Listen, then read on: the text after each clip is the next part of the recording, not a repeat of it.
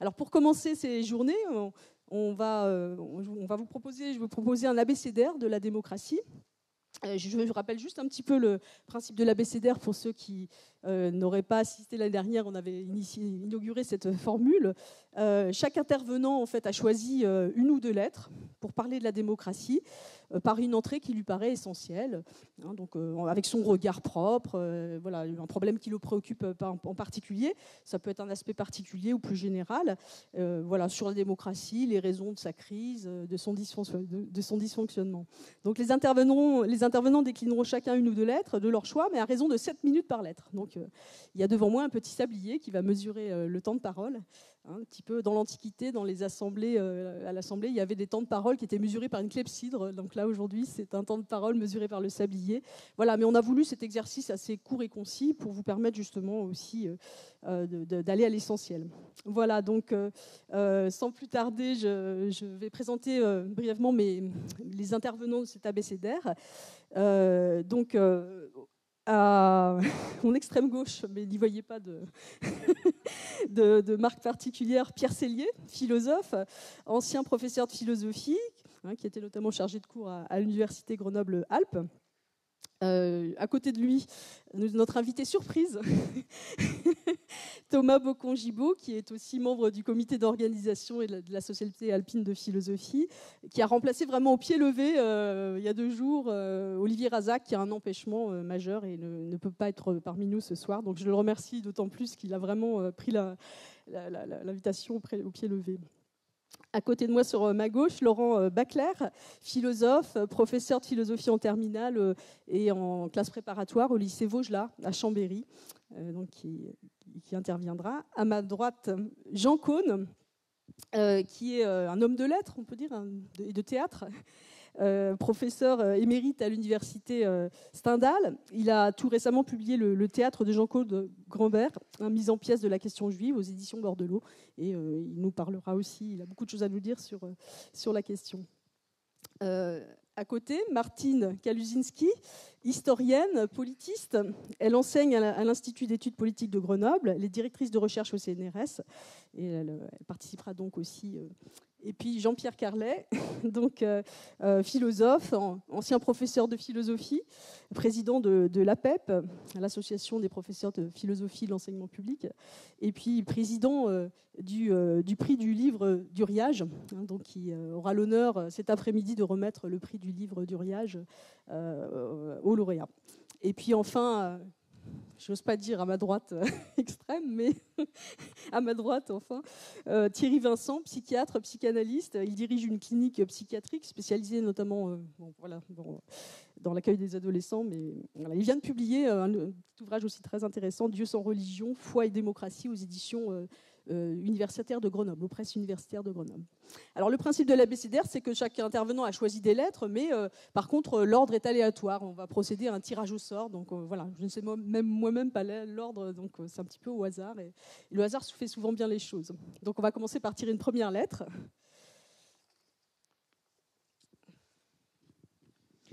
G comme gouverner. Et ça sera Thomas, donc Bocon-Gibaud. G comme gouvernement, en fait. Un gouvernement, c'est une institution qui est, paraît-il, indispensable aux sociétés politiques et donc en particulier démocratiques. Mais il y a au moins, je crois, 2 sens à ce mot. On pourrait appeler le sens passif, l'institution qui dirige une collectivité, l'organe dirigeant si on veut, et le sens actif, un peu moins usité à première vue, à savoir l'action même de gouverner, le fait d'être en train de gouverner. Le premier sens, à première vue, est plus facile, mais ce n'est pas certain. Partir de ce sens passif nous ramène notamment à la fameuse idée que nous avons tous plus ou moins appris au lycée, d'une séparation nécessaire des pouvoirs entre exécutif, législatif, judiciaire. Dans ce cadre, définir le gouvernement revient en gros à réfléchir au fonctionnement du pouvoir dit exécutif.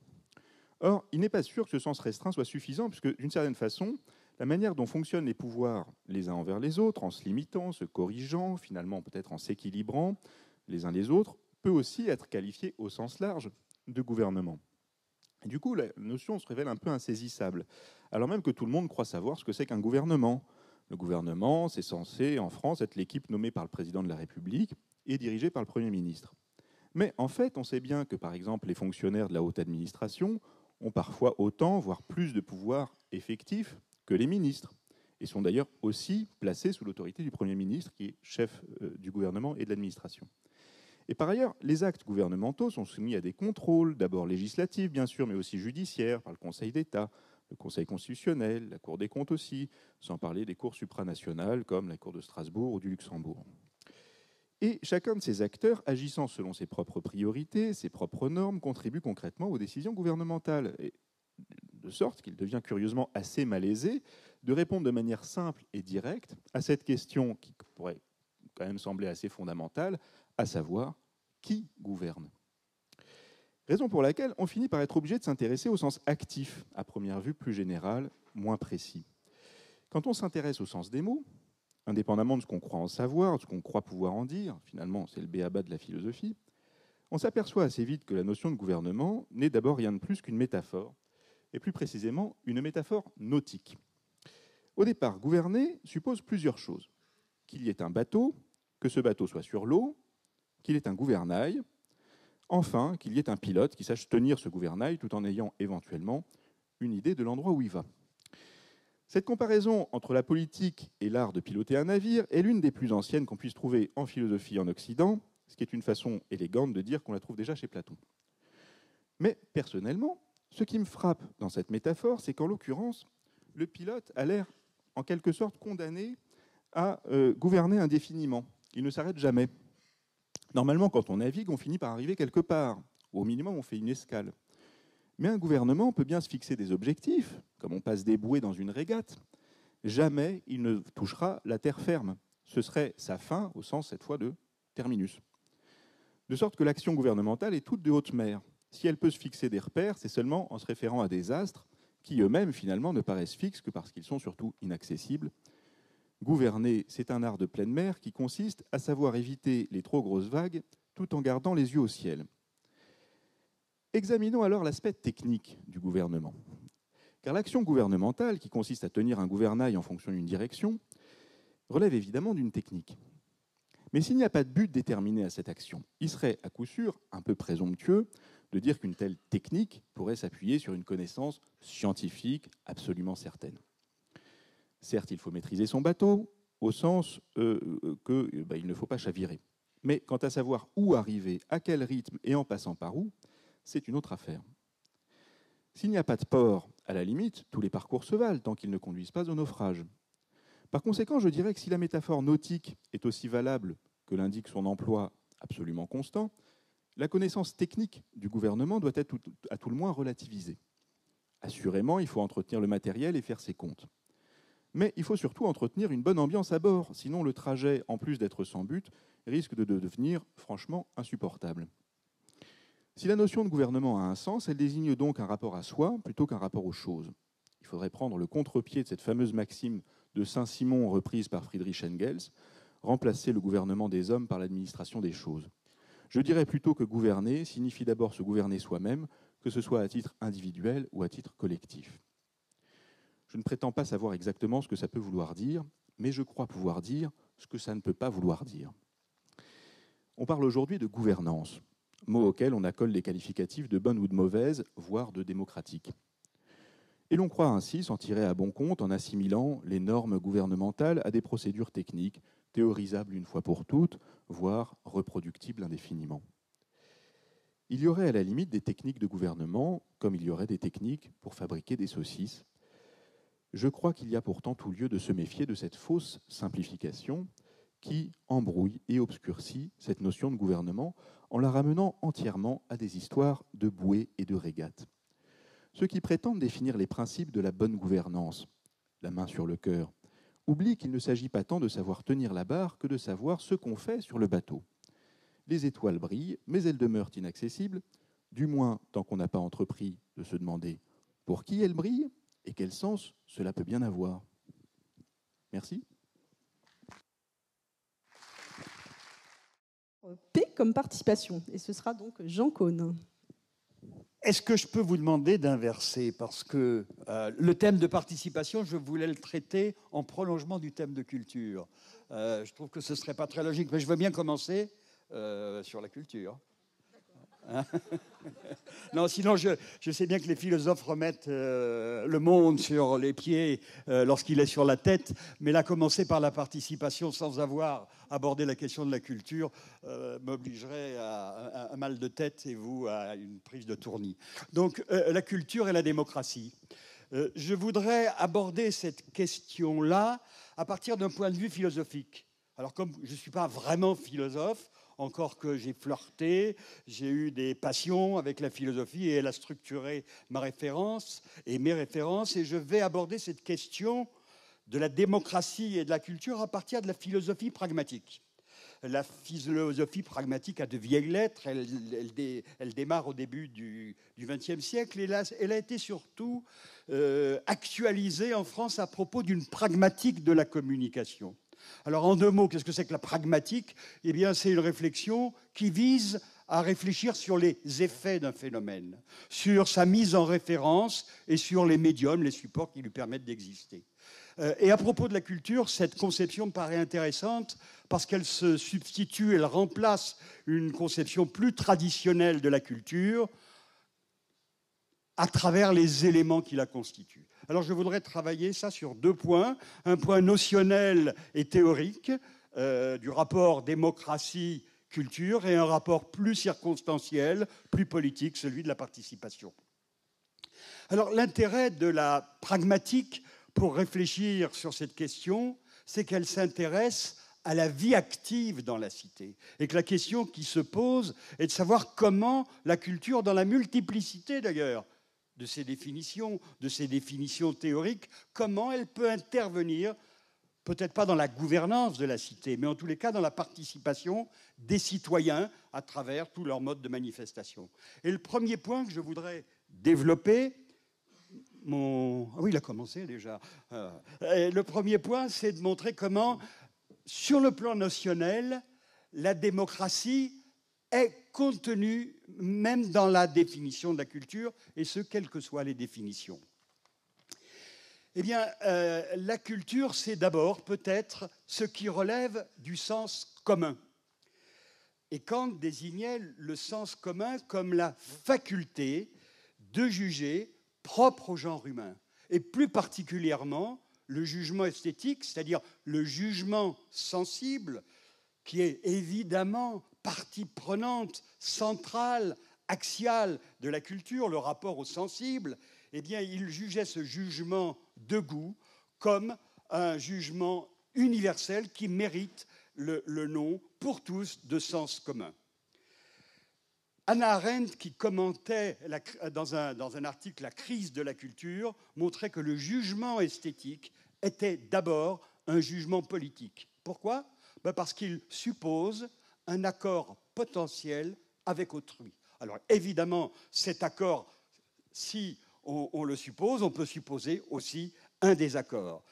La culture est donc à la fois un enjeu qui doit permettre la construction d'un sens commun, mais qui doit autoriser les délibérations et les conflits, les désaccords. Et on peut dire que la culture, quels que soient encore les points de vue des disciplines des sciences humaines, est un mode relationnel qui permet aux individus socialement organisés de partager des valeurs ou de ne pas les partager, de réagir à des formes ou au contraire de ne pas réagir à ces formes essentiellement artistiques. Et la culture, donc, participe de la construction d'un espace où les formes se mettent en rapport symbolique. C'est alors évidemment un espace de conflit entre des personnes, entre leurs goûts, leurs comportements, les formes qui suscitent leur intérêt. Et pour qu'une société soit démocratique, eh bien, il faut que ces débats, ces conflits soient nommés sur un plan politique. C'était l'objet d'un article de Michael Fussell il y a 3 ou 4 jours sur la démocratie, le fait de pouvoir nommer politiquement les conflits, parce que c'est à ce prix que l'on peut ériger une démocratie, définir des normes qui permettront d'établir les accords et la délibération, qui est évidemment une condition fondamentale de la démocratie. Eh bien, pour la société française, historiquement, la démocratie s'est articulé autour du triptyque peuple, nation, culture. Et c'est à travers la Révolution française que la nation s'est construite par l'instruction du peuple. Cette instruction du peuple, elle est passée par la transmission des savoirs. Et depuis le XXe siècle, depuis la deuxième partie du XXe siècle, ça s'est élargi, cette diffusion des savoirs, aux questions artistiques. Et en effet, quelles que soient les politiques qui ont été menées, eh bien, par l'État ou par les pouvoirs publics, les collectivités territoriales, à travers la décentralisation, bon, j'ai bientôt fini, c'est à travers le pouvoir de l'État que se sont manifestés le devoir de culture du politique. Je n'ai pas le temps de continuer sur ce que je devais faire, je le signale juste. Je voulais m'appuyer sur un sociologue philosophe, Georg Simmel, pour montrer pourquoi et comment la culture était un objet en crise. Il parlait même de la tragédie de la culture, ce sera mon dernier mot, tout simplement parce que la culture met en jeu des oppositions conjuguées, individus, collectifs, passé, futur, sujet, objet, et à travers ces trois couples d'opposition, on voit tous les éléments de débat qu'il peut y avoir autour de la culture. Merci. Alors, F comme fichage, et ce sera Martine Kaluzinski. 2 mots, d'abord je ne suis pas philosophe, vous allez le voir avant de me présenter, puis j'ai une devise pour les 2 mots qui seront les miens, donc je dévoile le deuxième, ça sera République. C'est loin des clichés et apprendre de l'histoire, et quelques mots justement sur l'histoire. Je crois que c'est une culture qui permet d'excentrer les interrogations et d'affiner les mécanismes de réflexion sur le contemporain, et souvent que l'incompréhension du présent naît de l'ignorance du passé. Alors le fichage, c'est une pratique. Néanmoins, ça renvoie à l'idée à des concepts forts, ceux de citoyen, de contrôle social, d'identification, d'identité. Et de ce point de vue-là, l'identification a été vraiment une pratique constructrice de l'État. Et l'État qui va contribuer à construire l'État-nation au-delà d'une entité abstraite, c'est-à-dire une communauté sociale qui regroupe des individus qui appartiennent à un même État.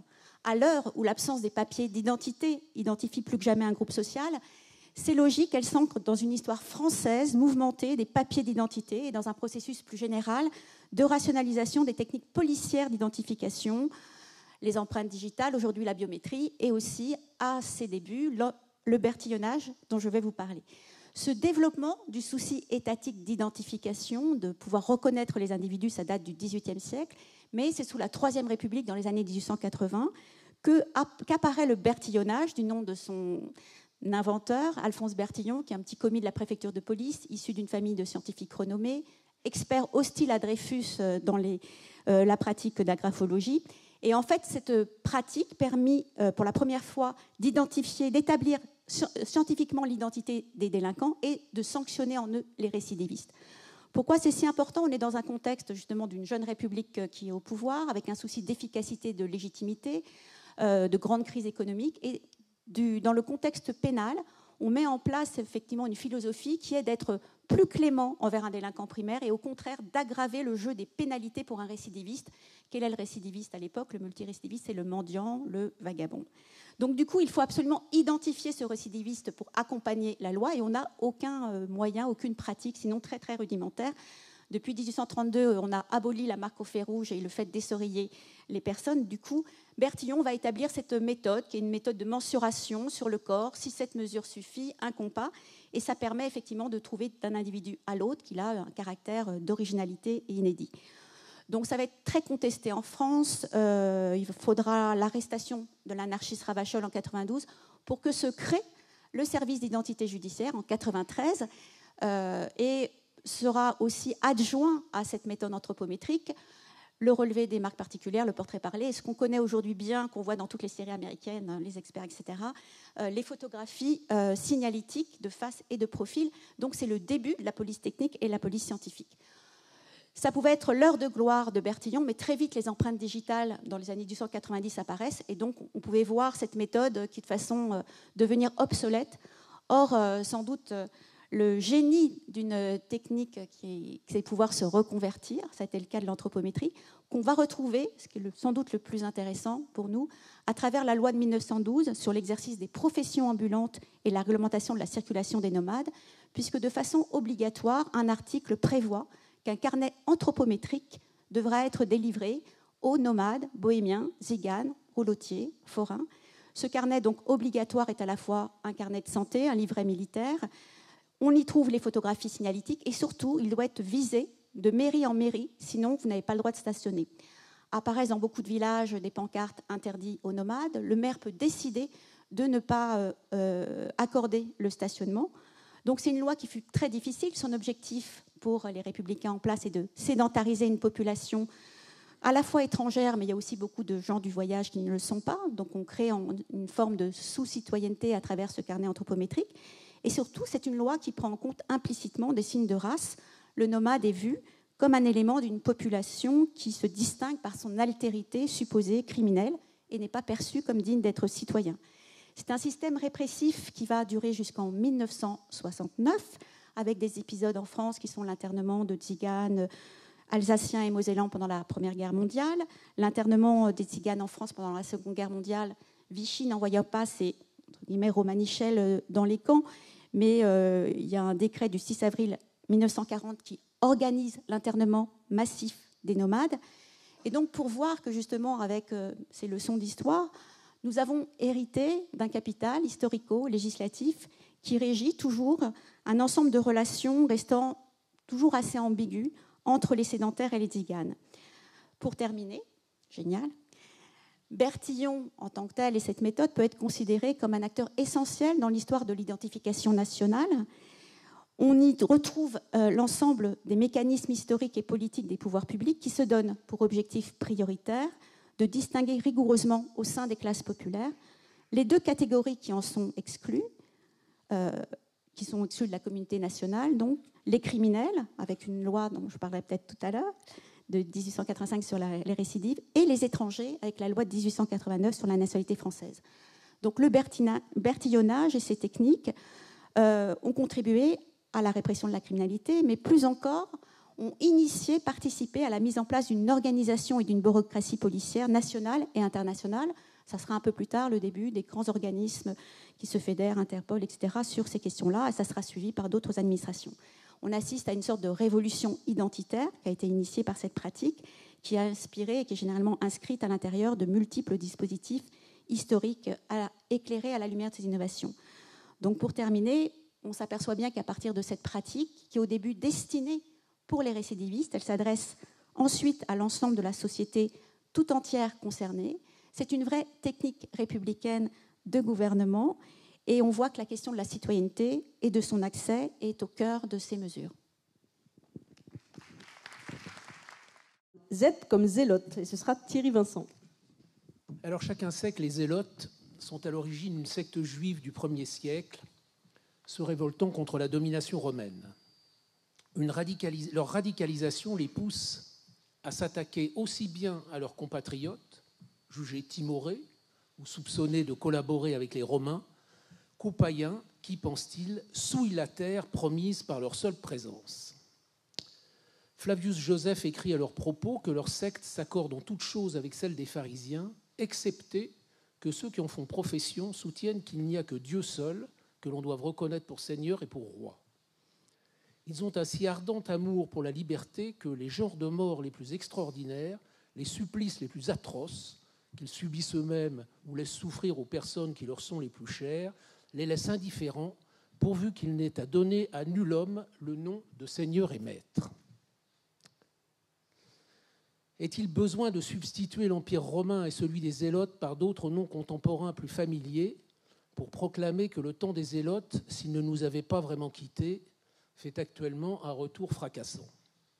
Et de fait, il y a toujours eu des gens pour qui leur foi, ou du moins ce qu'ils considèrent comme tel, les conduisent à mépriser et à sacrifier leur existence ou celle de leurs semblables et à s'en glorifier.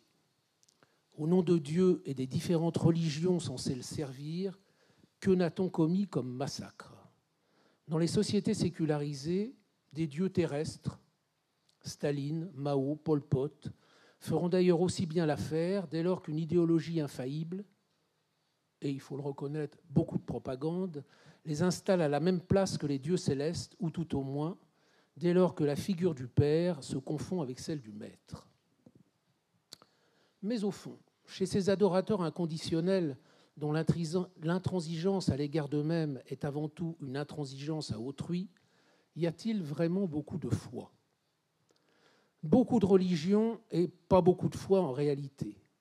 Chez les zélotes contemporains, il semble y avoir bien plus de préoccupations rituelles, vestimentaires, alimentaires, horaires, que de préoccupations spirituelles, bien plus d'ergotage sur les pratiques que de discussions théologiques, renforçant ainsi l'idée de Freud selon laquelle les religions sont avant tout l'extériorisation d'une névrose obsessionnelle. Le fanatique religieux est-il réellement un homme de foi? Kierkegaard, dans Crainte et Tremblement, pose de manière très précise cette question et s'efforce même d'y répondre en distinguant ce qu'il appelle le chevalier de la foi de cet autre, le nabot sectaire. Le premier, dont le modèle est Abraham, le père de la foi, est un homme qui chemine seul, scellant un matin ses ânes pour se rendre avec son fils sur une montagne où Dieu lui a ordonné l'ordre de le sacrifier. Le second, en revanche, s'étourdit dans ce que Kierkegaard appelle un boucan du diable. Il a besoin de se montrer et de montrer, de donner dans le spectacle ou le spectaculaire. Chacun sait que le sacrifice d'Abraham est finalement retenu et dérouté par Dieu, parce qu'ici, au fond, c'est moins le sacrifice qui importe que l'humble mise à l'épreuve de la foi, la solitude de son cheminement au bord de l'abîme, dans la crainte et le tremblement, comme l'écrit Kierkegaard. Abraham est un homme capable de sacrifice, et au fond, cela semble suffisant à Dieu. Chez les zélotes, au contraire, rien ne vaut le martyre et le sacrifice de soi-même et d'autres au passage pour faire bonne mesure et pour la cause. Surtout si l'on a la certitude de monnayer le martyr en question par quelque éternelle félicité. Il y a là un goût ou une délectation du martyr fort suspecte, sur laquelle Nietzsche pouvait écrire « Le ton que prend un martyr pour jeter sa conviction à la tête du monde exprime un degré si inférieur de probité intellectuelle, une telle indifférence à la question de la vérité qu'on n'a jamais besoin de réfuter un martyr. » Ce dont se part et s'empare le nabot sectaire, c'est de religion, une religion dont la soumission la plus stricte aux préceptes qu'elle édicte est conçue comme une élévation. Ce n'est rien d'autre que de la volonté de sa servitude dont se glorifie le nabot sectaire, volonté de servitude qu'il érige en modèle. Cette absolue soumission à l'autre et à sa jouissance vise à s'en faire l'objet, pour ne pas dire le déchet. C'est en cela qu'il s'oppose au chevalier de la foi, appelons-le de façon plus contemporaine l'homme de désir, pour que la religion, s'il doit y en avoir une, est un moyen, pas une fin, un moyen pour cheminer seul quand on est obligé de le faire, et pour qui la préoccupation essentielle, pour revenir à Nietzsche, est celle de la vérité.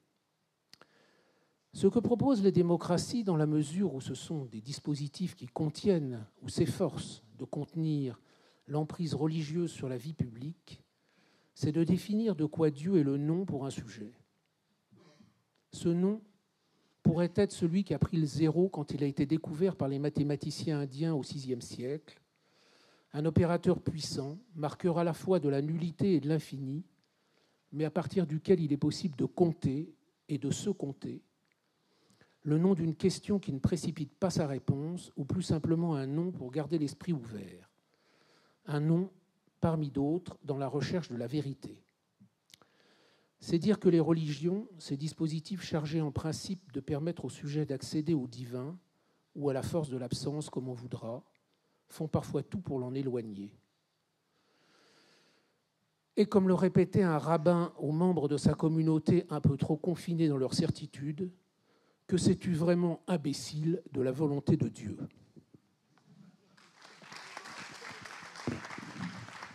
Elle comme Laos, Démos, et ce sera Jean-Pierre Carlet. Merci Yann. Je l'avoue, j'ai triché en prétendant, par une entrée, traiter 2 mots. Il y a 2 mots et ces 2 mots sont grecs. C'est que nombre de nos mots politiques sont d'origine grecque, comme la démocratie elle-même. Chose d'ailleurs qui mériterait d'être rappelée aux élus européens qui ont choisi d'ignorer la volonté et le sort du peuple grec au profit de la finance. Alors, c'est une parenthèse. J'en viens aux mots. Le premier, c'est celui qui est bien connu, démos, que vous identifiez bien dans le mot démocratie pour désigner le peuple organisé qui détient le pouvoir ou la force.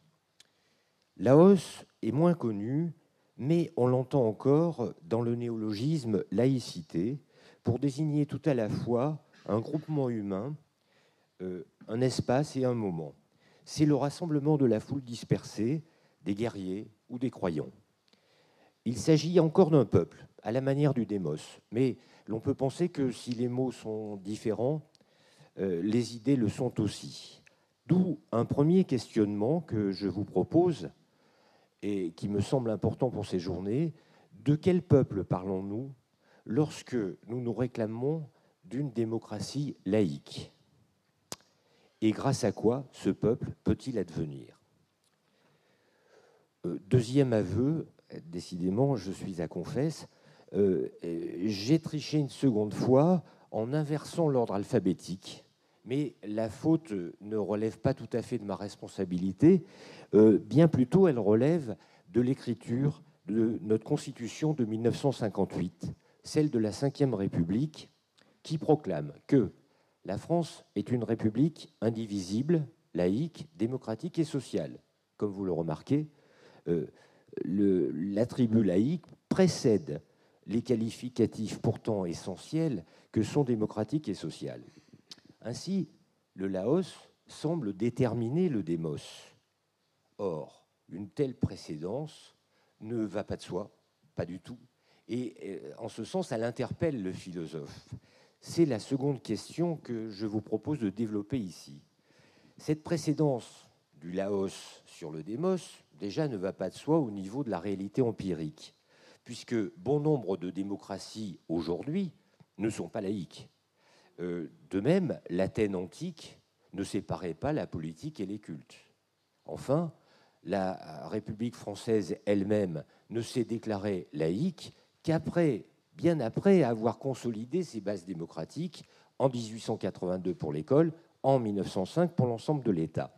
Donc ça ne colle pas déjà au niveau de la réalité. Mais la précédence prétendue du Laos sur le démos est encore plus, comment dirais-je, nous interroge davantage au niveau théorique. Et elle nous interroge parce que le concept de souveraineté populaire, qui est une conquête, ce concept, de la philosophie politique classique, au moins chez Spinoza et chez Rousseau, ce concept postule l'existence d'un peuple originaire qui serait le fondement de toute institution, laïcité comprise. Étienne de la Boétie en témoigne déjà de façon fulgurante lorsqu'il écrit dans le discours sur la servitude volontaire, ceci. Ce sont donc les peuples mêmes qui se laissent, ou plutôt qui se font gourmander, puisqu'en cessant de servir, ils en seraient quittes.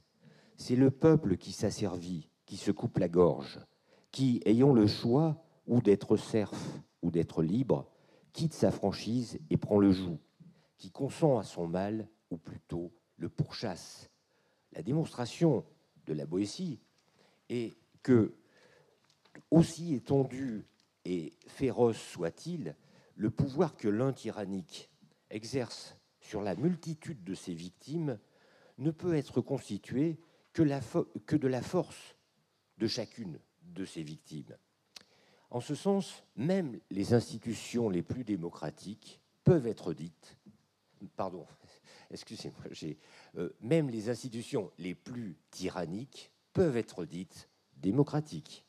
Et pour accepter ou pour entendre ce paradoxe, il convient simplement qu'à côté des définitions usuelles de la démocratie, je les énumère vite, définition politique en tant que mode de gouvernement par le suffrage majoritaire, définition morale en tant que valeur et principe de respect des droits de l'homme, définition anthropologique même en tant que foi résolue en un avenir meilleur. Eh bien, à côté de ces définitions, il faut en admettre une quatrième que j'appellerai ontologique, la démocratie serait le processus constituant du politique de toute société. Or, le peuple originaire, tel qu'il est postulé par les philosophes et recherché par les enquêtes historiques ou sociologiques, ce peuple n'est sans doute pas le peuple présent au commencement des sociétés. Celui-ci, au commencement des sociétés, en effet, est très vite divisé et déchiré entre familles distinctes, clans rivaux, classes en lutte, et ces groupes ont bien sûr des passions et des intérêts divergents et le plus souvent incompatibles entre eux. Dans ces conditions, invoquer le Laos, c'est sans doute une manière institutionnelle de vouloir neutraliser ce que le peuple originel comporte de ferments de guerre sociale. Et il le fait paradoxalement en augmentant la fragmentation du peuple originel jusqu'à la limite ultime de l'individu singulier. Le Laos, ainsi compris, désignerait donc l'ensemble des gens qui s'assemblent et qui sont par ce recours ponctuellement détachés de leurs appartenances originelles, c'est-à-dire n'importe qui, vous et moi, en tant que capables de juger sans assignation préalable, quelle qu'elle soit. En régime de laïcité, l'absolu religieux, décrété par une croyance seulement particulière, devient silencieux. Il devrait d'ailleurs logiquement en aller de même pour tous les autres absolus, économiques ou idéologiques. La considération première du Laos, telle que le principe de laïcité la préconise, serait donc l'affirmation que le peuple originaire ne peut être un début, mais qu'il est bien plutôt un but à réaliser dans l'histoire. Je termine. Le Laos, s'il était réellement appelé, serait donc l'un des moyens pour que le fondement de toute politique, prétendant reconnaître et s'inspirer de la singularité de chaque personne, trouve une effectivité. La vocation au Laos serait donc la garantie d'une reconnaissance de la pluralité humaine, c'est-à-dire sans doute d'une démocratie enfin authentique. Merci Jean-Pierre. R comme République, donc ce sera Martine Kaluzinski. Donc je ne vais pas vous parler d'Athènes, de Platon, des Grecs, mais d'un autre âge d'or du modèle républicain, qui est la Troisième République, vous avez compris, qui n'est pas simplement marotte, c'est vraiment parce que c'est aussi un contexte qui a vu l'institutionnalisation de dispositifs, de pratiques, de modes de gouvernance sur lesquels nous sommes encore et qui permet de comprendre beaucoup de choses de notre contemporain. Donc le modèle républicain dont je vais vous parler, celui de l'affaire Dreyfus, des scandales, des grandes lois de liberté publique, et j'y reviendrai aussi, des grandes lois pénales, c'est aussi montrer l'ambivalence qu'il y a autour de la République. Il y a une part solaire, qu'on connaît plutôt, et puis une part d'ombre. C'est un système de valeurs. La République n'est plus seulement une forme de régime, mais devient véritablement une idéologie politique dont se trouvent exclus ceux qui ne partagent pas ses convictions. À l'époque, ce modèle politique qui semble aller de soi, mais tant que la République a eu pour adversaire justement la monarchie ou l'Empire. Le modèle républicain s'appuie sur une véritable culture. On en a parlé, les questions de laïcité, qui est diffusée aussi par une grande institution qui est celle de la République, c'est l'école de la République, dans laquelle beaucoup de conceptions philosophiques se retrouvent. C'est une sorte d'armature très forte de la République, res publica, la chose publique, qui désigne l'intérêt général, le gouvernement, la politique. Moi, je voudrais revenir sur 2 points, justement, peut-être loin des clichés, pas du tout pour forcément dénoncer, mais plutôt compléter ou étoffer une vision qui peut être celle qu'on a de la République, pour mieux revenir sans doute à l'idéal républicain. Tout d'abord, l'image qu'on peut avoir de cette République qui a été, pendant cette période, très parlementaire. Une République qui ne conçoit la fabrication de ces grandes décisions publiques qu'à travers la délibération de la représentation nationale.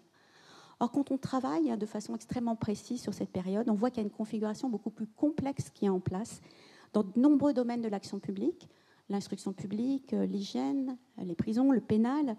Il y a un ensemble d'espaces parapolitiques, para-administratifs, des conseils supérieurs, des sociétés savantes mais d'initiatives gouvernementales qui ont une capacité à produire de la loi, du politique et une législation qui, en tant que telle, se retrouvera au Parlement. Donc ça fracture en quelque sorte l'image qu'on a pu avoir de cette République qui s'appuie sur son Parlement. Et on voit que se diluent des pouvoirs, des missions, ce qui serait en quelque sorte une forme de démocratie participative qui se trouve en place parce qu'on est dans un moment de contexte de crise et toutes les solutions, tous les bricolages sont à l'œuvre.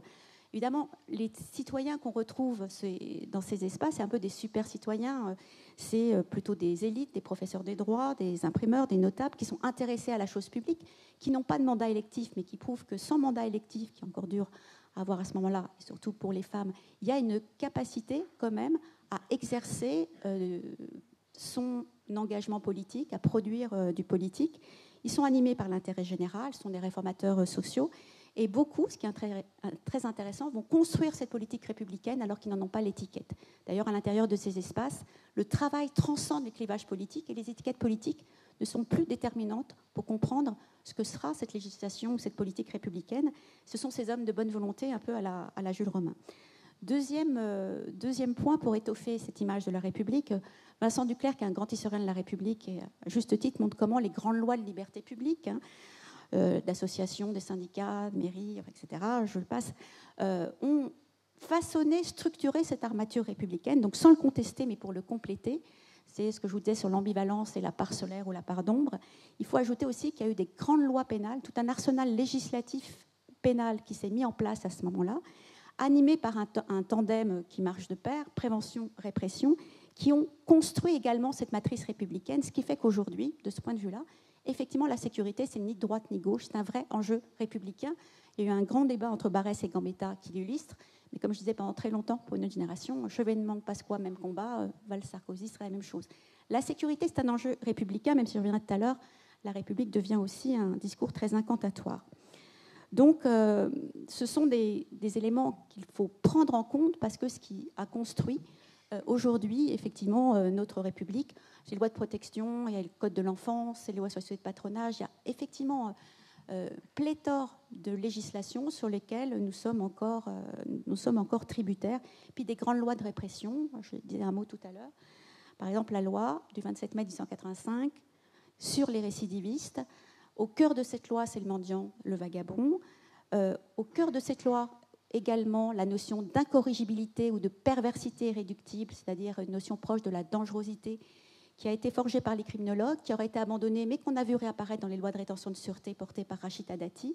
Une notion ne peut plus aléatoire, en quelque sorte, même si aujourd'hui on trouve des instruments, des grilles actuarielles pour essayer de mesurer la dangerosité. Et au cœur donc, de cette loi, le multirécidiviste par excellence, c'est le danger social par excellence, c'est ce mendiant, ce vagabond. Le sort qui lui sera destiné, c'est d'être envoyé au bagne, c'est-à-dire que c'est une vraie loi de sélection, une loi eugéniste, puisqu'elle a pour but d'éliminer physiquement hors du sol métropolitain, en quelque sorte, le corps social métropolitain, qui est un organisme social sain, dont il faut préserver le danger social, et le multirécidiviste, qui est le mendiant, le vagabond. Donc on voit par là que les républicains ne dévoilent pas forcément des paradoxes, mais une vraie ambivalence, des doubles logiques, une oscillation assez assumée d'un pouvoir qui est confronté à la question éminemment politique de la sécurité. Et quand on voit d'ailleurs dans les congrès se réunir tous les États sur ces questions-là, de mise en ordre de la société, j'allais dire république, royauté, dictature, se tiennent la main, parce que quand l'enjeu est celui du maintien de l'ordre d'une société, on retrouve tous les états possibles. Donc, pour terminer, aujourd'hui, on parle de crise, d'une crise de la République. Il faut peut-être s'interroger, c'est peut-être avant tout plus une crise de la Ve République que du modèle lui-même, même si ce modèle, justement, ne renvoie plus à la capacité des citoyens à prendre en main leur destin collectif, comme le prévoyait la notion de souveraineté du peuple, c'est-à-dire la notion même de République. C'est vrai qu'il y a une forme de nostalgie qui s'est mise en place, le temps de l'intégration républicaine, le temps du progrès, le temps de la prospérité. La République deviendrait presque un lieu de mémoire nourri par un discours très incantatoire porté par les politiques, tous les politiques. Tout le monde invoque les valeurs républicaines, la République. Et ça occulte sans doute le vide d'une République qui se réduit ou se réduirait de plus en plus à une forme sans contenu dont les valeurs sont affichées de façon purement rhétorique. Or, note optimiste, il existe un imaginaire démocratique qui est représenté par la République, qui est intériorisé par les couches nombreuses de la société, à juste titre, parce que cette République imaginée, enchantée, mais qui a pu être réelle, qui a pu exister, pensez à la Commune, à plein d'épisodes dans notre histoire, qui incarne ces idéaux, façonne chez les individus un horizon d'humanité qui a démontré sa force lors justement de l'affaire Dreyfus, de la résistance, de la guerre d'Algérie, de collectifs qui se mettent en place portant des causes par rapport à des projets qui sont animés par ce qu'on appelle des obéissances civiles. En tout cas, elle confère à la politique une forme de constitution morale, et c'est peut-être aussi ça la République, et c'est sans doute dans ce sens qu'il faut aller. M comme majorité, et ce sera donc Thomas. La notion de majorité m'a semblé en fait assez intéressante parce qu'elle fait apparaître justement la grande part de convention et la certaine fragilité de ce que nous appelons assez facilement régime démocratique ou parfois encore démocratie représentative. Dans notre contexte politique, la notion de majorité a deux sens possibles, à nouveau, pardon, ça doit être une marotte, ou bien un État, celui auquel on accède en général à 18 ans, en étant reconnu comme capable d'exercer des fonctions civiques et politiques, individu pleinement responsable de ses actes, etc. Ou bien elle est plus concrètement ceux qui décident, la majorité qui décide. Cette fois dans le sens d'une technique de prise de décision qui est réputée exprimer la volonté du peuple souverain. Je crois que ces deux sens ne sont pas sans rapport. Tout d'abord, la majorité dite légale est ce qui concrètement sépare les citoyens en deux. Ceux qui peuvent participer au processus électoral et ceux qui ne le peuvent pas, mais qui ne sont pas moins citoyens pour autant. Ce qui doit nous faire comprendre que dans le régime représentatif, il y a en fait au moins deux niveaux de représentation. Les élus représentent le peuple, oui, mais par l'intermédiaire des électeurs, c'est-à-dire des membres majeurs du collège électoral. Or, cette représentation du peuple par les électeurs ne se joue pas par une autre élection, évidemment, mais plutôt par une forme de conflictualité sociale. Il suffit de penser aux deux élargissements majeurs du collège électoral en France depuis la Révolution. D'abord, l'abolition du cens, qui était un seuil d'imposition qui donnait accès au droit de vote. Ce fut l'institution en 1848 du suffrage universel. D'autre part, l'élargissement en 1944 du collège électoral aux femmes, jusque-là tenu pour mineurs, en quelque sorte, par nature. Ces deux élargissements, qui n'ont été possibles que suite à une révolution dans le premier cas et à un conflit mondial dans le second, montrent bien que la majorité ne va pas de soi. Ce n'est pas un État qui suffirait de constater objectivement. Se faire reconnaître comme majeur ne va pas de soi, et faire entendre sa voix quand on est mineur n'est pas non plus une mince affaire. Les enfants ne sont pas les seuls dans ce cas. Pensons aux êtres vivants, aux écosystèmes, qui n'ont pas voix au chapitre dans nos décisions, alors qu'ils en sont évidemment affectés, et que cela nous affecte aussi profondément en retour. Or, cette non-évidence vaut aussi pour le deuxième sens de la notion de majorité, entendue cette fois comme technique de prise de décision, qui intervient au moment du vote, proprement dit. Je crois d'ailleurs que c'est une des raisons pour lesquelles j'ai été amené à m'intéresser à la philosophie politique. Au lycée, je n'ai jamais été convaincu par aucune des justifications de ce principe curieux qui fait qu'à une voix de majorité sur plusieurs dizaines de millions, on est déclaré élu au nom du peuple tout entier. Ce genre de justification est d'une fragilité insigne, voire vertigineuse, et c'est évidemment la raison pour laquelle on fait toujours comme si tout ça allait totalement de soi. C'est qu'en fait, il n'y a pas d'autre raison, sinon qu'il faut bien décider. Et on revient du coup à l'idée de conflictualité qu'on avait déjà vue. En effet, dans la mesure où l'enjeu de la décision à prendre polarise les opinions et va même jusqu'à créer des positions antagonistes, le consensus devient par construction impossible. Et ce, alors même qu'il faut trancher et décider. C'est tout le paradoxe assez savoureux du choix à la majorité qui s'impose comme la seule solution d'un problème qu'il a lui-même en partie constitué. Comme dans le premier cas, la justification du principe majoritaire apparaît donc bel et bien comme d'ordre pratique et non pas normatif. Il faut bien prendre une décision, le temps de l'action n'attendant pas. Et pourtant, derrière cet aspect un peu décevant de la décision majoritaire, je crois qu'il y a tout de même un aspect un peu plus positif. En effet, accepter un mode de décision aussi arbitraire signifie qu'on fait tout de même confiance dans ses concitoyens pour, si on est battu, penser qu'on peut avoir la victoire la prochaine fois, qu'on peut les convaincre. Autrement dit, la mise en minorité n'est pas une mise à mort. Elle enseigne aussi chacun sur l'état d'un rapport de force dans un contexte où il y a encore d'une certaine manière un consensus, non pas sur le contenu des décisions à prendre, bien sûr, mais sur le fait qu'elles doivent tout de même s'appliquer à tous, que tous sont partie prenante d'un même processus politique. Et ce caractère implicite de ce consensus me semble finalement assez comparable à celui qui relègue au second plan ceux des membres du peuple qui ne sont pas reconnus comme étant majeurs. Donc, derrière ces conventions de la majorité apparaît quelque chose comme un principe de légitimité qui relèverait d'un ordre différent et s'apparenterait au mythe. Le mythe n'est pas bien sûr le propre des sociétés qu'on appelait jadis primitives. La majorité a quelque chose de rituel, rituel du passage à 18 ans, du permis de conduire, rituel aussi des soirées électorales, avec proclamation des résultats par le ministre de l'Intérieur et commentaires des responsables politiques à la télé et à la radio. Et ce caractère rituel n'a rien d'anodin, puisqu'il cristallise aussi une adhésion à des formes symboliques que tout à la fois, bien sûr, il suppose, mais aussi il reconduit d'élection en élection. Parler de mythe, cela ne veut pas dire pour autant que nous rêvons les yeux ouverts. Dire qu'il y a une dimension mythique de la vie politique ne veut pas dire que nos principes politiques sont purement imaginaires. Notre adhésion à ces mythes, en effet, ne va pas du tout de soi, et elle reste soumise à des conditions qui sont là encore des conditions pratiques. Ce mythe du principe majoritaire peut être totalement dévitalisé si cette conflictualité qui en est au point de départ se trouve niée ou étouffée. Que ce soit au premier niveau, pourquoi ne pas donner le droit de vote aux étrangers dans les élections locales, pour donner un exemple récent de ce point de débat, ou au deuxième niveau, pourquoi le Front National n'est-il pas ou peu représenté à l'Assemblée alors qu'il est une force politique beaucoup plus importante. On risque alors ce qu'on appelle en philosophie politique normative de haut niveau, ce qu'on appellerait un retour du boomerang, dont la violence serait évidemment à la mesure de ce qu'on avait cru pouvoir négliger, ce qui pourrait, là encore, aider à éclairer certaines difficultés que nous pouvons traverser.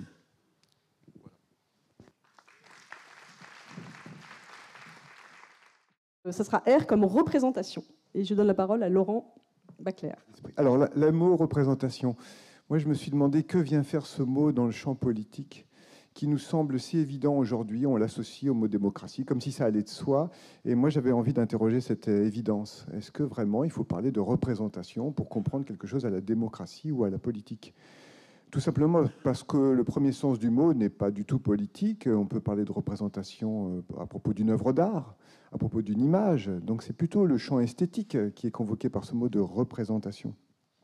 Comment est-il entré dans le champ de la politique, ce mot ? Eh bien, il a entré effectivement à un moment où on se posait un problème de légitimité.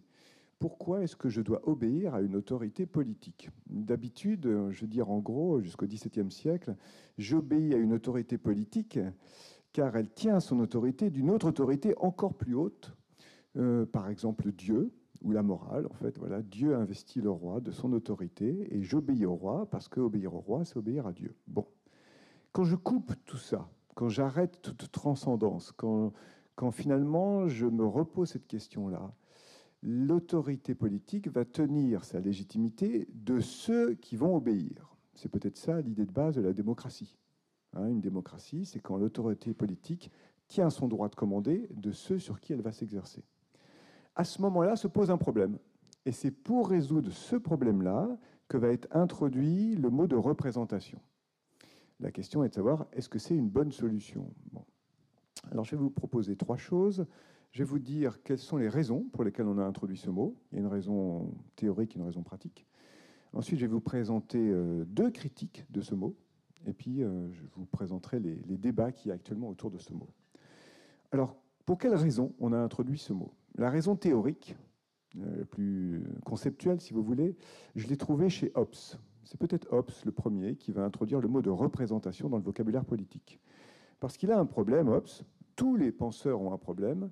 Une fois que je pense la démocratie, comment unir toutes ces volontés particulières, les unes à côté des autres, qui sont rarement d'accord, pas besoin de vous faire un dessin, c'est assez difficile de se mettre d'accord, pas besoin d'être 60 millions pour être en désaccord, non, dès qu'on est en gros 2, je crois, parfois on trouve des désaccords. Donc comment unir ces volontés particulières sans qu'elles s'entre-détruisent les unes les autres pour constituer une sorte de volonté de tous, commune, voilà.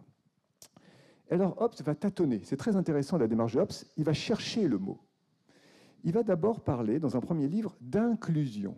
Il va se dire finalement, les volontés individuelles sont incluses dans la volonté du souverain. Donc quand j'obéis au souverain, j'obéis aussi à ma volonté, tout est bon. Donc un schéma inclusif.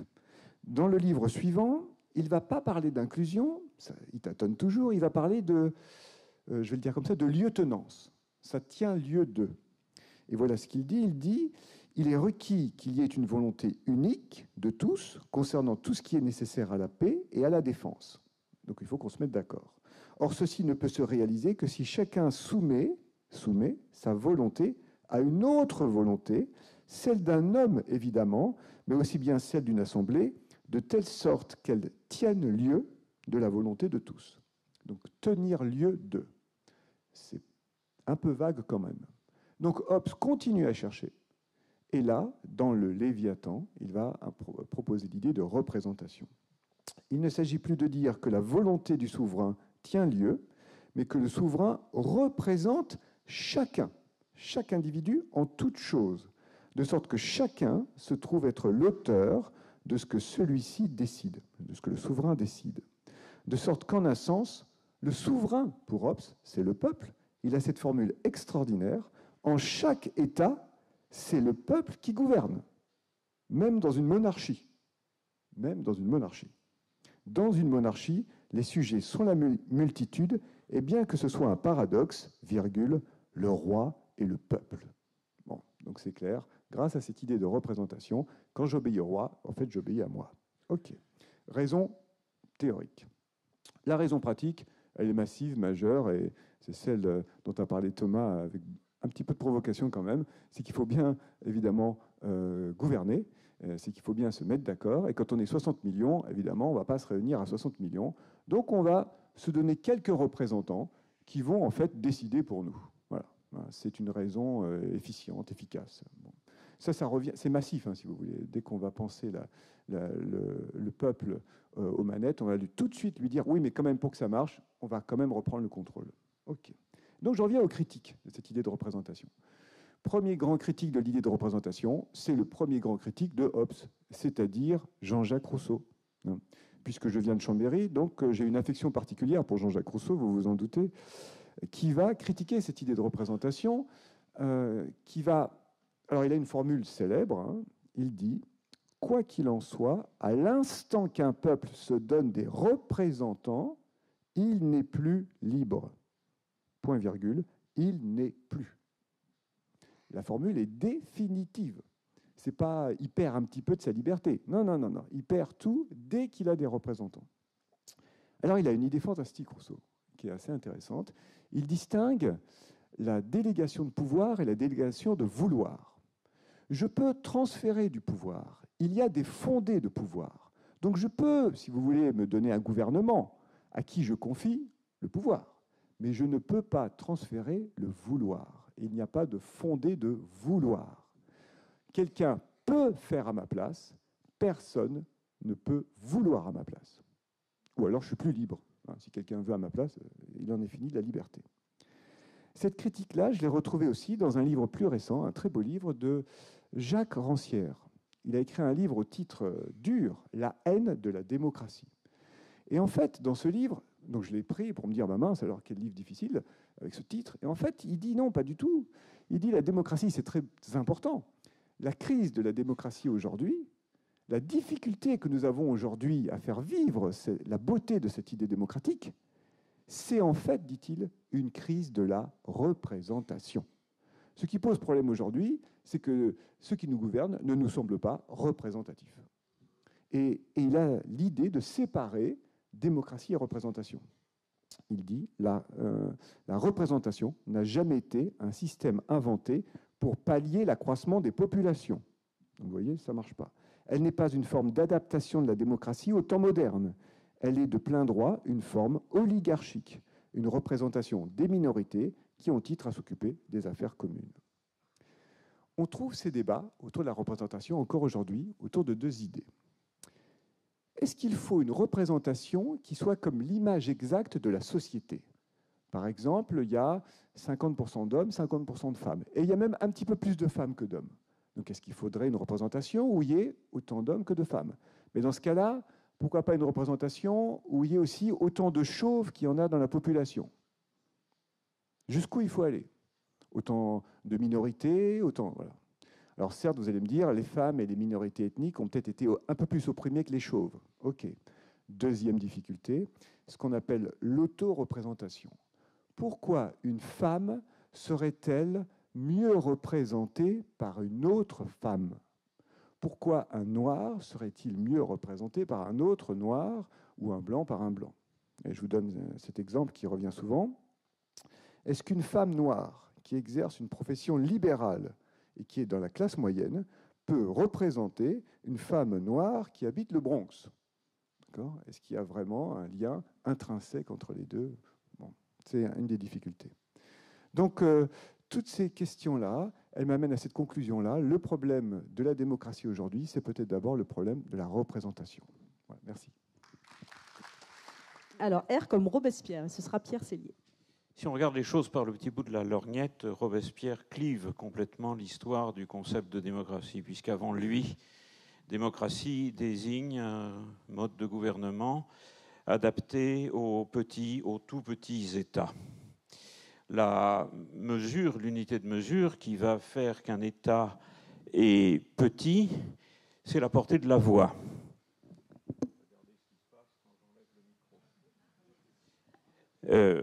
Voilà, vous avez compris. La portée de la voix qui fait que ce sont les gens bien coffrés qui peuvent se faire entendre, comme on a vu au moment des États généraux, avec le clivage entre les voix aigrelettes et nasillardes dont faisait partie Robespierre et les voix de Stentor, des autres, de quelques autres. Il clive l'histoire du concept parce que, avant lui, donc, démocratie n'est pas un mode de gouvernement universalisable et ça va d'à peu près, sauf si je ne dis pas trop de bêtises, d'Aristote à Rousseau inclusivement, Montesquieu, Polybe, pas Platon, parce que Platon assimile Démos avec le troisième terme dont Jean-Pierre n'a pas parlé, c'est-à-dire Oklos. La foule turbulente, passionnée, manipulable, manipulante. Donc, on connaît l'hostilité de Platon pour la démocratie, dernier palier avant la tyrannie. Mais donc, il y a un concept relativement homogène qui dure presque 2 millénaires et arrive Robespierre. Alors, je vais procéder de la façon suivante. Je vais d'abord vous faire une liste un peu scolaire des mesures qu'il propose, des protocoles sur lesquels il a insisté au cours de ses 5 ans de brève carrière. Après quoi, je tenterai de donner une interprétation pour laquelle je regrette que Thierry Ménissier ne soit pas là. Alors, il s'est prononcé, et c'est bien connu, contre le suffrage censitaire à l'occasion du débat sur le Mar d'Argent lors des États généraux. Il s'est prononcé, oui, de rester accroché à vos sièges, il s'est prononcé contre la peine de mort. Mais ça n'est qu'un paradoxe. Ça n'est qu'un paradoxe parce que quand on connaît bien l'histoire, on sait par exemple les engueulades copieuses et très énervées qu'il a passées aux représentants en mission quand ceux-ci s'amusaient à tuer des gens pour rien, notamment Fouché à Lyon et Carrier à Nantes. Ce fut une grande colère de Robespierre. Donc, contre la peine de mort. Contre la peine de mort, en temps de paix, tout change en temps de guerre. Et il ne faudra pas l'oublier parce que ce n'est pas la peine de prononcer des mots comme Hitler, Staline, Mao et autres si on ne fait pas la différence entre les situations de paix et les situations de guerre. Il y a une profonde analogie entre Staline et Robespierre, puisqu'ils héritent tous les deux d'une guerre qu'ils n'ont pas voulu. Il s'est prononcé pour le vote des femmes. Ceci a été contesté par je ne sais qui, mais enfin, c'est au moins arrivé. Pour l'abolition de l'esclavage. Ensuite, il a fallu attendre, vous savez combien de temps, pour que ça revienne. Il s'est prononcé pour le mandat impératif. Alors le mandat impératif, c'est précisément pas la délégation, c'est précisément pas la représentation où le représentant représente plus le représenté. C'est un système où le mandataire doit rendre des comptes, on l'attend à la sortie, et il est possible d'envisager des dispositifs punitifs éventuellement dans ce cas-là. pour la limitation des mandats, pour l'élargissement maximum de l'assiette électorale. C'est-à-dire tout citoyen doit être citoyen, enfin toute personne adulte, etc., doit être citoyen, y compris les étrangers travaillant en France. Ça réveille des harmoniques, je suppose, en ce moment. Ça, pour la liberté de la presse, contre la rééligibilité des sortants, pour qu'on ne s'incruste pas dans des modes de pouvoir, pour qu'on ne devienne pas son carnet d'adresse, en quelque sorte, et qu'on ne fonctionne pas par l'entre-gens. Il s'est prononcé pour le vote non secret, de sorte que chacun puisse assumer ses responsabilités, pour retour à la Grèce, pour un salaire, le mistos, le fameux mistos démocratique d'Athènes, qui permettait aux citoyens pauvres de participer aux délibérations. C'était même prévu 40 sous. Voilà. Il s'est même opposé à la possibilité pour un pouvoir en place de se maintenir par l'intermédiaire de la guerre, c'est-à-dire qu'il avait prévu la manœuvre de Louis XVI de se faire déclarer la guerre par ses copains européens pour qu'il soit maintenu sur son trône. Voilà. Alors, qu'est-ce que ça signifie, toutes ces propositions qui, vous voyez, sont redevenues totalement en avance sur notre époque, puisqu'il va plus loin que tout ce qu'on connaît et tout ce qu'on pratique.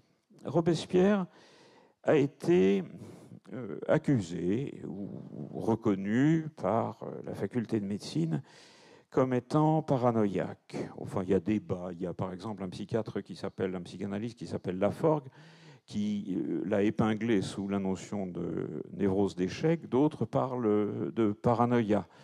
Et Mirabeau avait pointé un trait de caractère de Robespierre qui allait dans le sens de la paranoïa. Si le paranoïaque repose sur des certitudes ou est homme de certitude, eh bien Robespierre était défini par cela. Mirabeau disait « il ira loin parce qu'il croit tout ce qu'il dit ».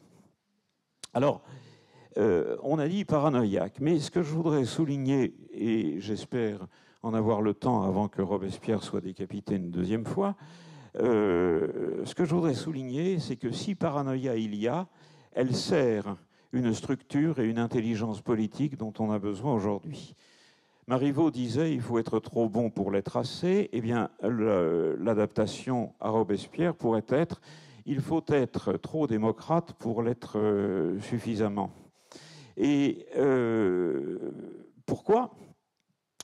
Parce qu'il ne reconnaît que trop une espèce de pente naturelle du citoyen à ne pas être démocrate, à se reposer sur les autres, à laisser faire, à ne pas s'informer, à se détourner de la politique, comme ceux qui disent fièrement encore aujourd'hui « moi, je ne fais pas de politique ».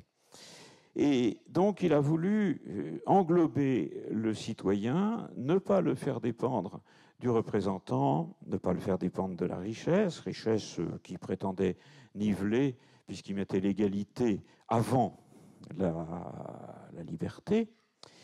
Et alors, ce souci qu'on peut effectivement épingler de maladif recèle, à mon avis, quelque chose qui rapproche Robespierre de Machiavel. Vous connaissez chez Machiavel cette loi de fortune qui fait que le prince doit se prémunir contre les accidents de la temporalité, l'usure, il doit se prémunir par-delà virtu. Et bien même dispositif chez Robespierre, sauf que la vertu, chez Robespierre, ça va être donc l'ensemble des protocoles permettant aux citoyens de s'impliquer dans la vie démocratique. Car le citoyen est, je répète, animé d'une sorte de volonté de ne pas être citoyen. Alors, P comme participation. Participation.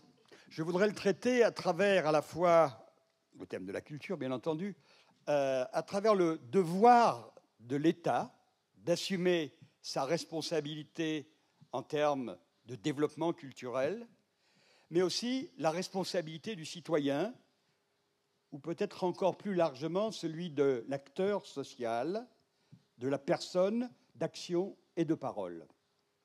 Alors, le premier point, c'est d'identifier historiquement et politiquement le moment où l'État affirme sa compétence d'intervenir dans le champ de la culture. La Ve République, le premier titulaire du ministère des Affaires culturelles, et non pas de la culture, ce qui rend très précis la mission de l'État. Et Malraux va, dans ses grands discours enflammés, déclarer qu'en réalité, il faut abandonner les chimères du XXe siècle, celles qui ont conduit l'Europe et le monde à la tyrannie, à la Shoah, au massacre, abandonner ces chimères qui sont le nationalisme, la religion, la démocratie, pour remplacer ces pôles d'attraction idéologique qui mènent au totalitarisme par le mythe culturel, dont la vocation serait de permettre le rassemblement, la rencontre des personnes autour de l'œuvre d'art. Et on voit bien alors d'abord la restriction même, la restriction même du terme de culture à l'art et l'affirmation du monopole de l'État. Pourquoi ? Eh bien tout simplement parce que pour Malraux, la culture d'abord doit se dissocier du loisir, c'est une conquête, et plus largement et plus profondément politiquement, la culture, les affaires culturelles doivent accompagner les transformations sociales, proposer des pôles d'identification et assurer la cohésion. Dans ce schéma, dans ce triptyque, pas du tout de place pour le citoyen, l'individu. Au fond, il n'est convoqué qu'à recevoir les œuvres légitimes, les œuvres d'art. Et ce sera la politique de démocratisation culturelle qui, au fond, est une politique de diffusion des œuvres, de diffusion des biens culturels. Très vite, le plafond de verre va être atteint, parce que certes, il va y avoir une démocratisation sociologique, géographique, mais très vite, le plafond de verre est atteint. Et il y aura très vite aussi, dès les années 80, ou peut-être même avant, avec les événements de 68, une remise en cause de ce pouvoir, de cette compétence unilatérale de l'État. Le deuxième point que je voudrais développer, c'est de montrer comment on est passé d'une idée de la démocratisation culturelle comme diffusion des biens à l'idée de démocratie culturelle, dont on a déjà parlé. Et peut-être pour résumer rapidement cette alternance, ce passage, cette dualité, on pourrait dire que la démocratisation culturelle joue le même rôle que la démocratie représentative et qu'il s'agit aussi de la remplacer ou de lui adjoindre pour la démocratisation culturelle la démocratie culturelle, c'est-à-dire quelque chose qui va bien au-delà de la réception de l'œuvre d'art, mais des pratiques des langages artistiques, de la même manière que la démocratie participative doit s'additionner, être complémentaire d'une démocratie représentative dont on a ici montré déjà les limites et la restriction. Pour le schématiser, on pourrait dire que la démocratisation culturelle relève de l'avoir, de la possession des biens symboliques et des œuvres, alors que la démocratie culturelle relève de l'être de la personne, celle qui peut intervenir dans le champ du politique à travers ses paroles et ses actions. Le deuxième point, pour ouvrir cette question de la participation, c'est de voir aujourd'hui ce qui est le thème d'actualité depuis une quinzaine d'années, qui est d'ailleurs lié à la crise de la culture telle que Simmel pouvait en parler.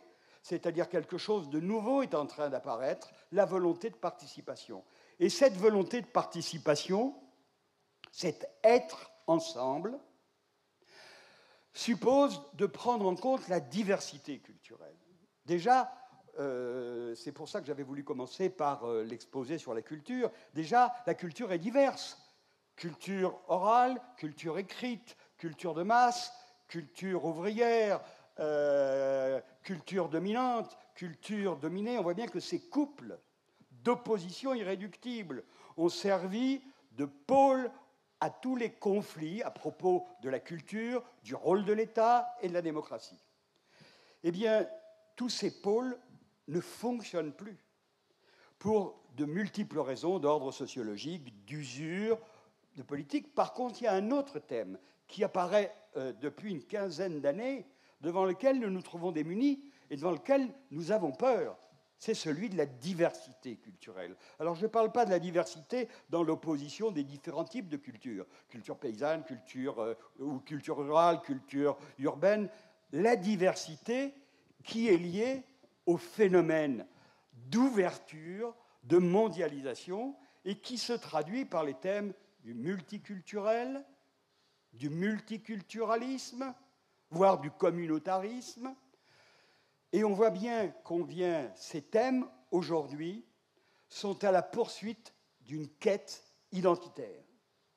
Et cette identité, cette quête identitaire, on voit bien aussi à quel point elle remue des fantômes, des monstres, au fond, qui ne voient plus que dans leur mentalité peut-être de zélote autour du noyau irréductible qui pourrait être le religieux, qui pourrait être l'ethnicité, qui pourrait être la nation, dans tout ce qu'elle a de plus fermé. La France, aujourd'hui, a peur de sa diversité culturelle. Et peut-être a-t-elle peur de cette diversité culturelle, faute d'avoir réfléchi sur ce que pouvait être l'opposition, la vieille opposition traitée par la sociologie de société et de communauté. La société est un ensemble construit, ouvert, qui propose des multiples modalités à la personne pour s'isoler, pour s'identifier, ou au contraire pour participer à un projet commun qui peut être de nature économique, idéologique, politique, alors que la communauté enferme ses membres dans une solidarité, dans une même affectation d'un certain nombre de valeurs. Nous avons peur de cette diversité parce que nous craignons, à juste titre, que la société, que la République se trouve éclatée dans les multiples polarités, pôles d'identification. Patrick Boucheron, qui vient d'être nommé à l'Académie des sciences, ce médiéviste, a eu une formule extraordinaire disant « La recherche de l'identité est contraire même à l'idée d'histoire ». En effet, on aurait énormément de mal à définir ce qui serait cette irréductibilité de l'identité française. Il faut accepter ce fait d'une société multiculturelle, diverse. Est-ce qu'il faut pour autant accepter le droit du multiculturalisme? Il se trouve qu'aujourd'hui, en France, pour des raisons qui sont historiques, qui sont la manière dont nous nous sommes constitués autour du triptyque nation, peuple, culture, le multiculturalisme, c'est-à-dire l'acceptation de la juxtaposition des communautés autour de valeurs extrêmement différentes et conflictuelles, eh bien, le multiculturalisme n'est pas accepté et il ne peut pas être accepté si on veut admettre notre mémoire et notre histoire. Le troisième thème, donc, qui permettrait la participation, c'est celui du vivre ensemble. Alors c'est devenu une banalité, c'est la raison pour laquelle je vous propose, lorsqu'on parle du vivre ensemble, d'y mettre un trait d'union, mais c'est difficile oralement de prononcer ce trait d'union, et peut-être que la participation se fait à travers ces deux entités, le vivre qui est d'abord une question existentielle, qui est la question de la personne, le ensemble qui est bien cette construction d'un nous, et peut-être que le trait d'union, alors, qui permet, plus que la cohabitation, mais la construction ou la co-construction d'un nous, c'est au partage du sensible qu'il faut s'adresser, et non plus seulement à la réception des œuvres d'art, mais à l'usage des modalités d'expression que permettent les langages artistiques. K comme Kalachnikov, et ça sera donc Thierry Vincent. Alors, K comme Kalachnikov. La démocratie à la Kalachnikov. Ce lieutenant général et ingénieur russe, puis soviétique, puis russe. Mort en 2013, il a donc survécu au stalinisme, un exploit pour un militaire doublé d'un inventeur, est le créateur, entre autres, vous le savez, du fusil d'assaut qui porte son nom. Mais il a déclaré peu de temps avant sa mort qu'il aurait préféré inventer une tondeuse à gazon. Et il est de bon ton en ce moment, on l'a vu dans les médias au moment de la lutte contre la loi El Khomri, de donner la parole aux casseurs qui justifiaient leur violence de rue par la violence capitaliste qu'ils voulaient détruire. Soit. Mais c'est en réalité toujours la même affaire, sans que l'humanité semble avoir été capable d'apprendre quoi que ce soit. La justification de la violence est toujours à la fin la violence elle-même. Car de Netchaïev, en passant par Action Directe, les Brigades Rouges, la bande Abadère, ou les délinquants contemporains devenus djihadistes, la violence en réalité s'est toujours très bien affranchie des adjectifs avec lesquels on tente de la justifier. Capitaliste, bourgeoise, sociale, libérale, impie, etc. La société est et sera toujours plus que ce à quoi on la réduit. Non pas que tout combat soit vain, bien au contraire. Il est évidemment nécessaire de se rebeller contre l'injustice et l'inacceptable. Sauf que ces moyens déterminent en général son futur. Et la résistance française contre l'occupant nazi a dû se résoudre à justifier la violence dont elle usait, parfois, non sans remords ni sans précaution. En dehors de cela, le remords et les précautions, ça peut paraître trivial, en dehors de cela, les remords et les précautions, comme ce personnage des Justes, la pièce de Camus, qui renonce à lancer une bombe sur le tsar parce que celui-ci est en compagnie de ses enfants, mieux vaut regarder les choses en face. La violence se réduit souvent à une pure jouissance de destruction. Une jouissance qu'il convient de bien camoufler grâce aux adjectifs qu'on lui accole. Car au fond, cette jouissance est puissante et addictive, sans doute aussi attractive que l'autre, la sexuelle, avec laquelle elle ne déteste d'ailleurs pas se mêler. Considérons un instant le temps que nous mettons pour construire, instituer, créer et la facilité avec laquelle nous détruisons. Adultes, il faut bien dire que nous ne nous éloignons guère des conduites qui font jubiler les jeunes enfants, donner un grand coup de pied dans la tour en cube que papa ou maman ne cesse patiemment d'édifier devant bébé, qui attend avec impatience le moment où son petit membre triomphant va provoquer l'effondrement. À cet égard, la devise du casseur, il se trouve que j'en côtoie certains parmi mes patients, se résume à peu près de la façon suivante: jouir de tout et ne prendre plaisir à rien. Pour jouir, on le sait, les ingrédients ne manquent pas, de la drogue à l'alcool en passant par la réduction de l'autre au simple objet de sa jouissance, surtout si l'on part des attributs que l'on veut combattre chez soi. Mais bien entendu, les casseurs ont raison. La violence est partout et les États démocratiques n'y échappent pas plus que les autres.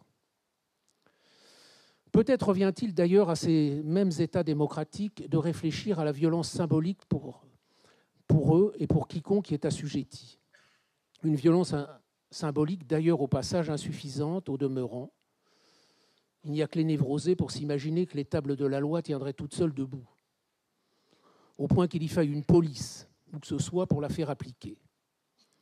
Et à cet égard, l'éducation, et l'éducation démocratique, est aussi le long apprentissage des contraintes internes et de la différence commune ou déridienne. La question est donc celle de la violence symbolique qu'il nous faut accepter, jusqu'où, dans quel but, etc. Une violence symbolique qui a au moins pour but de contenir la jouissance de chacun et de nous précipiter et d'éviter de nous précipiter dans la loi de la jungle, laquelle jungle humaine se situe volontiers en ce moment dans quelques villes du Moyen-Orient et dans des cités à la périphérie des grandes villes du monde occidental. En dehors de cela, restons vigilants face à une violence dite juste ou nécessaire, si elle n'a ni remords ni scrupules, comme le disait la résistance française, une violence qui ne consiste souvent, comme l'énonçait Lacan, qu'à prêter au monde les désarrois de son cœur. Car au fond, les adjectifs dans lesquels elle se drape sont-ils autre chose que les simples oripeaux de la pulsion de mort? Une pulsion de mort qui finit parfois par se retourner contre le sujet lui-même, comme Langlois qui, dans le livre de Giono, Un roi sans divertissement, las de la guerre, des chasses aux loups et de la traque des criminels, remplace un soir son cigare par un bâton de dynamite. Les démocraties, malgré toutes leurs imperfections, constituent la moins mauvaise façon sans doute de composer avec cette violence présente en chacun de nous, qui se part toujours des meilleures raisons du monde pour extérioriser la haine de l'autre et la jubilation de l'annihilation. La Kalachnikov et la tondeuse à gazon sont chacun des instruments qui recèlent leur lot de violence et de destructivité. Disons que le gazon repousse plus facilement. Y comme Y génération. Il y a quelques années, j'ai fait une formation, un diplôme universitaire qui s'appelait Adolescents difficiles. Et à la suite de cette formation, l'Éducation nationale m'a demandé d'assurer des formations pour les enseignants sur la connaissance de l'adolescence. Et la demande des enseignants, c'est toujours la même, c'est « dites-nous, est-ce que les adolescents ont changé ? Qu'est-ce que c'est que cette fameuse génération Y dont tout le monde parle ?» Ce qui nous permettrait peut-être de mieux les comprendre et de comprendre pourquoi ça ne marche plus. Voilà. Et donc j'avais cette question qui revenait sans cesse. Qu'est-ce que c'est que la génération Y ? Qu'est-ce que c'est que la génération Y et tout. Alors je vais vous dire deux choses. Je vais vous dire qu'est-ce que c'est que la génération Y et je vais vous dire après ce que je dis aux enseignants. Donc qu'est-ce que c'est que la génération Y ? Donc il y a un livre qui a été écrit en français, publié au PUF, qui s'appelle La génération Y de Olivier Rolot, qui fait une présentation assez complète de tout ce que c'est que la génération Y. Et donc, en quelques mots, qu'est-ce qu'on entend par ce mot ? On entend effectivement la jeunesse actuelle qui se caractérise, alors vous allez voir les échos avec tout ce qui a été dit avant, c'est bien, qui se caractérise par les valeurs du multiculturalisme. Ils ont grandi dans cette idée-là, il y a du multiculturel, et qui se caractérise aussi par une expérience du numérique connecté, mais alors à un niveau phénoménal. Voilà. Donc ils sont connectés, ils sont ouverts. Et alors après, pourquoi Y ? Alors là, on trouve les explications les plus fantaisistes, c'est génial. Il y en a qui disent Y comme la forme que fait le fil des écouteurs, quand ils mettent leurs écouteurs dans les oreilles. Après, alors maintenant, ils ont des casques, alors ça ne marche plus.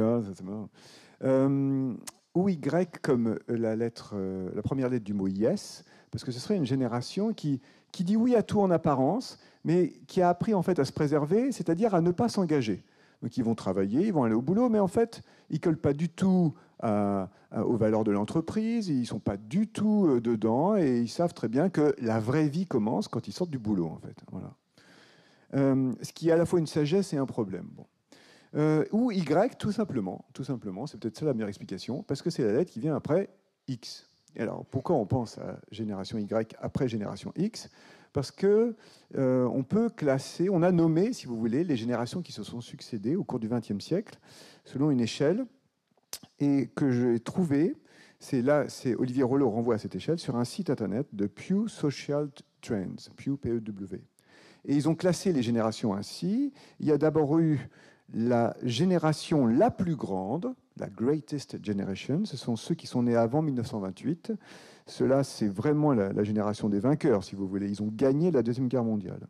Juste après eux, il y a eu la génération silencieuse, qui s'est caractérisée donc, de 1928 à 1945, qui s'est caractérisée par son instinct civique, sa civilité et son conformisme. Après 1945, à partir de 1946, bien sûr, il y a eu la fameuse génération du baby-boom. Jusqu'à quelle date ? De 1946 à 64 et non pas 68. Pourquoi 64 ? Parce que 64, c'est les premières pilules contraceptives qui permettent de contrôler les naissances. Et puis, après cette génération du baby-boom, de 64 à 1980, arrive la fameuse génération X. X parce qu'on n'avait pas de mots pour la désigner, parce que c'est une génération qui a été un peu en perte de repères, d'où 68 et tout le reste. Voilà. Donc moi, j'appartiens à la génération X. Moi, j'aime bien ça, parce que le X, ça renvoie à tout un tas d'images et de fantasmes assez forts. Hein. Bon. Et puis après les X, qu'est-ce qu'il fallait ? Il fallait qu'arrivent les Y. Aujourd'hui, il y a même les Z. Hein. Certains livres parlent de génération Z. OK. Bon, je passe sur tout ça, j'en viens à ce que je dis à mes collègues enseignants. Qu'est-ce que je dis à mes collègues enseignants ? Je leur dis 3 choses. 1, je leur dis, je ne sais pas, en fait, je ne pense pas même que le psychisme adolescent et les grandes problématiques auxquelles sont confrontés les adolescents aient changé. C'est difficile, comme ça l'a toujours été. En revanche, ce qui a grandement changé, ce n'est pas les adolescents, c'est la société dans laquelle on leur demande de s'intégrer. Et donc, c'est pour ça que quand on parle de génération Y, on va aussi parler de société et de démocratie. Et du coup, ce que j'ai envie de dire aux enseignants que je vois, vous êtes des adultes, ok. Peut-être que plutôt que de leur parler de ce que c'est que la génération Y, il faudrait qu'on parle de la société dans laquelle on leur propose de s'intégrer. Et très sincèrement, très honnêtement, mais on est là pour en parler, la société dans laquelle on leur demande d'intégrer, elle est dure, elle est très dure. C'est pas facile, c'est pas facile. Attention, je dis ça aux enseignants, et je ne dirais surtout pas ça à des jeunes. On est enregistré là? Oui. Ouais. Pourquoi je ne dirais pas ça? Et donc c'est la troisième chose que je dis à mes collègues enseignants, parce que moi, ce que j'ai envie de dire aux jeunes, plutôt que de leur parler de la génération Y, la génération Y, c'est une formule qui a été inventée pour parler des jeunes. Moi, je préfère parler avec les jeunes et de parler aux jeunes. Et leur parler de quoi? De la société, de la démocratie. Moi, j'ai plutôt envie de leur donner envie de devenir adultes, c'est-à-dire de prendre leur place dans ces sociétés démocratiques-là. Et du coup, j'ai besoin, moi, de me souvenir ce qui fait que la démocratie est une grande et belle chose. C'est ça dont j'ai besoin. C'est ça dont on a besoin pour leur donner envie de sortir de l'adolescence, quoi.